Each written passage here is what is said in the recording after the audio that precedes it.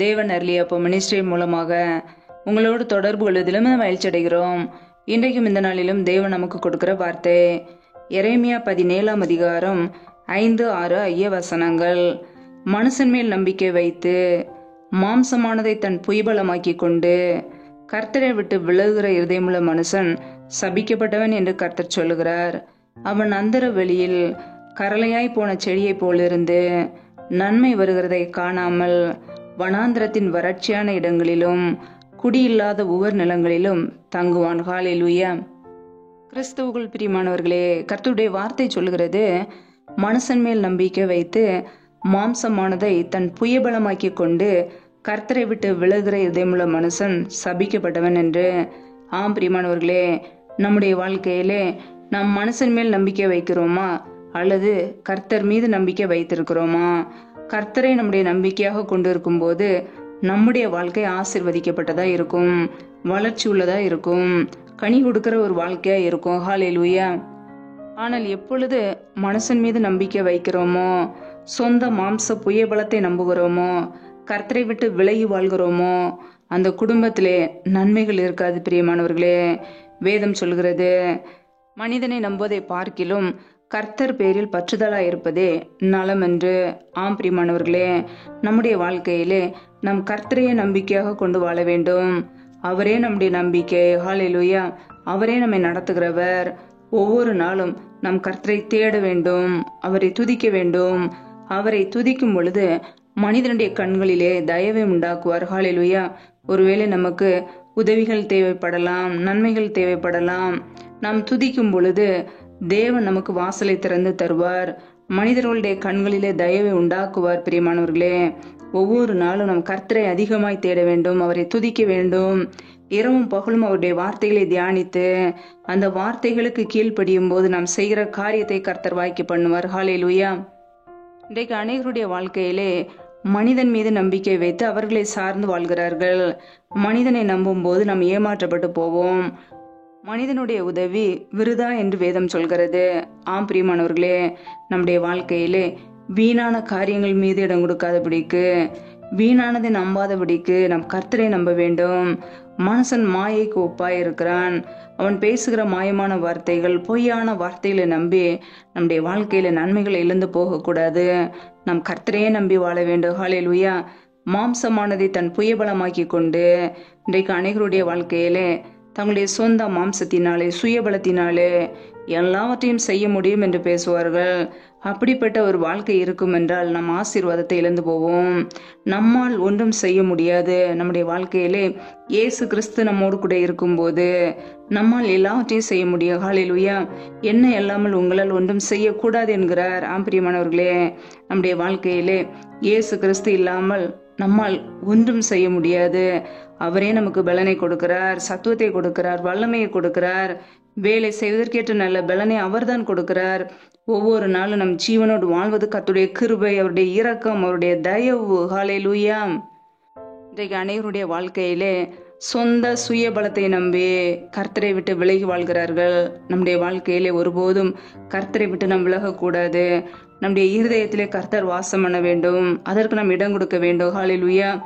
நம்முடைய வாழ்க்கையில முதலாவது நம் கர்த்தரை தேட வேண்டும். அப்பொழுது எல்லா நன்மைகளையும் கர்த்தர் நமக்கு கொடுப்பார். ஒரு மனிதன் மனுஷனையே சார்ந்து வாழ்வான் என்றால் அவனுடைய வாழ்க்கையில நன்மைகள் இருக்காது. அவன் அந்தர வெளியில் கரளையாய் போன செடியை போலிருந்து நன்மை வருகிறதை காணாமல் வனாந்திரத்தின் வறட்சியான இடங்களிலும் குடியில்லாத உவர் நிலத்திலும் தங்குவான் என்று வசனம் சொல்கிறது. ஆம் பிரியமானவர்களே, கரளையாய் போன செடியை போல, வளர்ச்சியற்ற ஒரு செடியை போல இருப்பான். நம்முடைய வாழ்க்கையிலே வளர்ச்சி இருக்க வேண்டும். ஆவிக்குரிய வாழ்க்கையிலே வளர்ச்சி இருக்க வேண்டும். ஒவ்வொரு காரியத்திலுமே நம் வளர்ந்து பெருக வேண்டும். அதையே தேவன் விரும்புகிறார். ஆனால் மனிதனை நம்பும் போது நம்முடைய குடும்பத்துல எந்த ஒரு வளர்ச்சியும் இருக்காது. ஹல்லேலூயா. எல்லாம் தடைகளாவே இருக்கும்.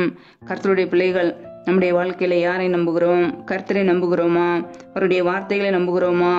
ஒவ்வொரு நாளும் கர்த்தரையே சார்ந்து வாழ்கிறோமா? நம்மை நாமே ஆராய்ந்து பார்ப்போம். கரளையாய் போன செடியை போலிருந்து நன்மை வருகிறதை காணாமல் வனாந்திரத்தின் வறட்சியான இடங்களில் தங்குவான். ஆம் பிரியமானவர்களே, நன்மை வருகிறதை காணாமல் ஒரு மனிதனுடைய வாழ்க்கையிலே நன்மையை பார்க்க முடியவில்லையா? குடும்பத்திலே நன்மையான காரியங்கள் நடக்கவில்லையா? நாம் யாரை சார்ந்து வாழ்கிறோம்? மனிதனை சார்ந்து வாழ்கிறோமோ, அல்லது மாம்சத்தை நம்பி வாழ்கிறோமோ, கர்த்தரை விட்டு விலகி வாழ்கிறோமோ? நம்மை நாமே ஆராய்ந்து பார்க்க வேண்டும். நம் கர்த்தரை சார்ந்து வாழும்போது மாத்திரமே நம்முடைய வாழ்க்கையிலே ஆசீர்வாதம், நன்மைகள், வனாந்திரத்தின் வறட்சியான இடங்களிலும் தங்குவான் என்று வசனம் சொல்கிறது. ஒரு மனிதனை நம்பும் போது வறட்சியான ஒரு வாழ்க்கை, ஆசீர்வாதத்தை இழந்து போன ஒரு வாழ்க்கை, குடியில்லாத ஒவ்வொரு நிலத்தில் தங்குவான். பிரியமானவர்களே, நம்முடைய வாழ்க்கையிலே நாம் கர்த்தரை நம்பும் போது செழிப்புள்ள ஒரு வாழ்க்கை, கனி உள்ள ஒரு வாழ்க்கை. ஆனால் மனிதனை நம்பினால் வனாந்தர வாழ்க்கை, நன்மை வருகிறதை பார்க்க முடியாது. ஒரு வனாந்தரத்திலே வறட்சியான ஒரு வாழ்க்கையில வாழ்வோம். கர்த்தருடைய பிள்ளைகளை ஆராய்ந்து பார்க்க வேண்டும். நம்முடைய நம்பிக்கை எது மீது இருக்கிறது? பொய்யான மனுஷனுடைய வார்த்தையின் மீது இருக்கிறதா? அல்லது சொந்த சுய பலத்தை நம்பி வாழ்கிறோமா? அல்லது கர்த்தரையே நம்முடைய நம்பிக்கையாக வைத்திருக்கிறோமா? நம்மை நாமே ஆராய்ந்து பார்ப்போம். கர்த்தரை நம்பி வாழும்போது, அவரையே நம்முடைய நம்பிக்கையாக கொண்டு வாழும்போது நாம் ஆசீர்வதிக்கப்பட்ட ஜனங்கள். நம்முடைய வாழ்க்கை பசுமை நிறைந்ததாக, செழித்தோங்குகிறதாக, தப்பாமல் கனி கொடுக்கிறதுமா இருக்கும். பிரியமானவர்களே, ஒருபோதும் மனுஷனை நம்பாதபடிக்கு, மாம்ச புயத்தை நம்பாதபடிக்கு கர்த்தரையே நம்புவோம். ஹல்லேலூயா.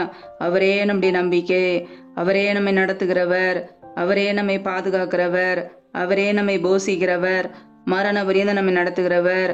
நமக்கு அவரே ஜீவன், அவரே நமக்கு தீர்க்காயுசு. ஹல்லேலூயா. கர்த்தரையே நம்பி வாழ்வோம். நாம் செய்கிற எல்லா காரியங்களையும் வேலைகளையும் கர்த்தர் ஆசீர்வதித்து பெருக பண்ணுவார். ஹல்லேலூயா. கர்த்தர் தாமே இந்த வார்த்தையின்படி உங்களை ஆசீர்வதிப்பாராக. ஆமேன். நம்மை நாமே அவருடைய சமூகத்திலே தாழ்த்தி அர்ப்பணித்து ஜெபிப்போம். ஜெபம். எங்களை அதிகமாய் நேசிக்கிற எங்கள் அன்பின் பரலோக தகப்பனே, மை துதிக்கிறோம், ஸ்தோத்திரிக்கிறோம் அப்பா. இந்த நாளில கூட நம்முடைய வார்த்தைகளோடு எங்களோடு பேசினதே அதற்காக ஸ்தோத்திரம். நல்லவரே மை துதிக்கிறோம், வல்லவரே மை துதிக்கிறோம், பரிசுத்தமுள்ளவரே மை துதிக்கிறோம். நேற்றும் இன்றும் என்றும் மாறாத எங்கள் அன்பு நேசரே மை துதிக்கிறோம். எங்களுக்காக ஜீவனையை கொடுத்தவரே மை துதிக்கிறோம் அப்பா. இந்த இரவு நேரத்தில் நம்முடைய சமூகத்திலே அர்ப்பணிக்கிறோம். இணைந்திருக்கிற ஒவ்வொரு குடும்பங்களையும் நம்முடைய சமூகத்திலே அர்ப்பணிக்கிறோம். என் தேவன் தாமே பாதுகாத்துக் கொள்வீராக, பிள்ளைகளை ஆசீர்வதிப்பீராக. பிள்ளைகள் செய்த தவறுகள், குறைகள், குற்றங்கள் எல்லாவற்றையும் மன்னிங்கப்பா. உடைய பரிசுத்த ரத்தத்தினால் கழுவி சுத்திகரிங்க. என் தேவன் தாமே ஆசீர்வதிப்பீராக. நம்முடைய கரங்களிலே தாழ்த்துகிறோம். எந்தெந்த குடும்பங்களிலெல்லாம் வேலைக்காக ஜெபிக்கிறார்களோ, வேலை காரியங்களில் இருக்கிற தடைகளை நீக்கி ஆசீர்வதிங்கப்பா. என் தேவன் ஐஸ்வர்யத்தினால் நிரப்புங்க. எந்தெந்த குடும்பங்களிலெல்லாம் வேலைகள் செய்கிறார்களோ, வேலை செய்வதற்கேற்ற நல்ல பலனை சத்துவத்தை கொடுங்கப்பா. கையின் பிரயாசங்களை வாய்க்க பண்ணுங்க. கர்த்தரின் ஆசீர்வாதமே ஐஸ்வர்யத்தை தரும் என்ற வசனத்தின்படி பிள்ளைகளை ஆசீர்வதித்து முடிய ஐஸ்வர்யத்தினால் நிரப்புங்கப்பா. எந்தெந்த குடும்பங்களிலெல்லாம் திக்கற்றவர்களாய் தனிமையோடு வாழ்கிறார்களோ, கணவரால் கைவிடப்பட்ட ஒரு நிலைமையிலே யாருமே இல்லாமல் கஷ்டப்படுகிறார்களோ, என் தேவன் அவர்களுக்கு உதவி செய்யுங்கப்பா. திக்கற்ற பிள்ளைகளுக்கு நீரே சகாயர், மனமருங்குங்க, உதவி செய்யுங்க. எந்தெந்த குடும்பங்களெல்லாம் கண்ணீரோடு, கடன் பிரச்சனையிலே உபத்திரவத்தோடு வாழ்கிறார்களோ, என் தேவன் அந்த குடும்பத்தை சந்திங்க. கடன் என்ற நெந்தையிலிருந்து பிள்ளையோட வாழ்க்கையில் உள்ள எல்லா பிரச்சனைகளை நீக்கி ஆசீர்வதிங்க. நம்முடைய கரங்களில் அர்ப்பணிக்கிறோம். எந்தெந்த குடும்பங்களில் எல்லாம் கர்ப்பத்தின் கனிக்காக ஜெபிக்கிறார்களோ, என் தேவன் அந்த குடும்பத்தை ஆசீர்வதிப்பீராக. கர்ப்பத்தின் கனியில் உள்ள தடைகள் எல்லாவற்றையும் நீக்கி போடுவீராக. பிள்ளைகள் கர்த்தரால் வரும் சுதந்திரம், கர்ப்பத்தின் கனி அவரால் கிடைக்கும் பலன் என்று வேதத்திலே நாங்கள் வாசிக்கிறோம். என் தேவன் ஒவ்வொரு குடும்பத்தையும் ஆசீர்வதிப்பீராக. உடைய வல்லமினால் நிரப்புவீராக. ரீபா ரபா ரத ரபர ஷதரபலா ரீபா கேரே ஷேக்கிலே தினமர ஷதரபலா. தடைகளை நீக்கி ஆசீர்வதிங்கப்பா. எந்தெந்த குடும்பங்களிலெல்லாம் கணவன் மனைவிக்கிடையே பிரிவினையோடு பிரச்சனையோடு வாழ்கிறார்களோ, என் தேவன் அந்த குடும்பத்தை சந்திங்கப்பா. குடும்பத்திலே ஒருமனப்பட்ட ஆவியை கொடுங்க. அன்பின் அபிஷேகத்தினால் நிரப்புங்க. ஒவ்வொரு குடும்பத்திலும் தெய்வீக சமாதான ஆளுகையை செய்யட்டும். கரங்களில் அர்ப்பணிக்கிறோம். எந்தெந்த குடும்பங்களிலெல்லாம் பலவீனத்தோடு, சோர்வோடு, வியாதியோடு கஷ்டப்படுகிறார்களோ, இந்த வியாதி எப்பொழுது சரியாகும் என்று சொல்லி துக்கத்தோடு, கண்ணீரோடு வாழ்கிறார்களோ, என் தேவன் அந்த குடும்பத்தை தொடுங்கப்பா. பிள்ளைகளை தொட்டு சுகப்படுத்துங்க. நீரே சுகப்படுத்துகிறவர், வசனத்தை அனுப்பி குணமாக்குகிற தேவன். பிள்ளைகளை தொட்டு சுகமாக்குங்க. இப்பொழுதே நம்முடைய கரங்களில் அர்ப்பணிக்கிறோம். இந்த இரவு நேரத்திலும் சத்துரு கொண்டு வருகிற எல்லா போராட்டங்களுக்கும் பிரச்சனைகளுக்கும் விலைக்கு பாதுகாத்து கொள்ளுங்க. இன்பமான நித்திரையை கொடுங்கப்பா. அதிகாலையில நம்முடைய சமூகத்திலே காத்திருக்க கிருபதாங்க. நம்முடைய சமூகத்திலே அர்ப்பணிக்கிறோம். கர்த்தருக்கு பயப்படுகிற பெரியோரையும் சிறியோரையும் ஆசீர்வதிப்பேன் என்ற வார்த்தையின் பிரகாரம் உமக்கு பயந்து வாழ்கிற ஒவ்வொரு குடும்பத்தையும் ஆசீர்வதிங்க. நம்முடைய நன்மையினால் நிரப்புங்கப்பா.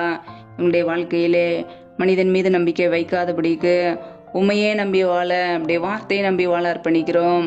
எங்களை ஆசீர்வதிப்பீராக, பலப்படுத்துவீராக. உடைய நன்மையினால் நிரப்புங்கப்பா. உடைய கரங்களிலே முற்றிலுமாக தாழ்த்தி ஜெபிக்கிறோம். எல்லா துதி கன மகிமையெல்லாம் ஒருவருக்கே செலுத்துகிறோம். ஏசு கிறிஸ்துவின் மூலம் ஜெபிக்கிறோம் ஜீவனுள்ள நல்ல பிதாவே, ஆமேன். கர்த்தர் தாமே உங்களையும் உங்கள் குடும்பங்களையும் ஆசீர்வதிப்பாராக. ஆமேன். Thanks for watching. Please subscribe our channel. Click the like and share. Click the bell. God bless you.